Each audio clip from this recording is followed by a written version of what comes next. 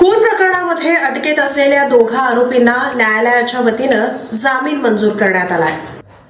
घटना पूर्वनियोजित नाही, क्षणार्धात घडलेली आहे असे मत व्यक्त करून चिंचोली MIDCमध्ये घडलेल्या खुनाच्या प्रकरणात आरोपींचा जामीन उच्च न्यायालयाने मंजूर केला। या प्रकरणाची हकीकत अशी, आरोपी हे चिंचोली MIDC येथील एका कारखान्यात कामास होते। पाण्याच्या हौदाजवळ अंघोळ करण्याच्या किरकोळ कारणावरून आरोपी पंकज सिंग व मयत गुलशन कुमार यांच्यात भांडण झाले आणि या भांडणात आरोपी पंकज सिंग व बलराम पंडित यांनी लाकडाने गुलशन कुमार याच्या डोक्यात मारहाण करून त्याचा खून केला। या आरोपावरून पोलिसांनी आरोपींना अटक करून न्यायालयात दोषारोपपत्र दाखल केले होते। यातील आरोपी पंकज सिंग व बलराम पंडित यांचा जामीन अर्ज सोलापूर सत्र न्यायालयाने फेटाळून लावला होता। त्यानंतर दोन्ही आरोपींनी कोल्हापूर उच्च न्यायालयात धाव घेत ॲडव्होकेट जयदीप माने यांच्यामार्फत जामीन अर्ज दाखल केला होता।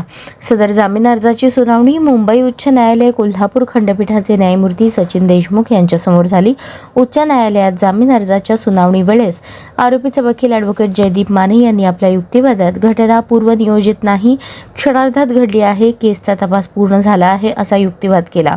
दोन्ही बाजूचा युक्तिवाद ऐकून न्यायमूर्तींनी आरोपी पंकज सिंग व बलराम पंडित यांची जामिनावर मुक्तता करण्याचे आदेश दिले।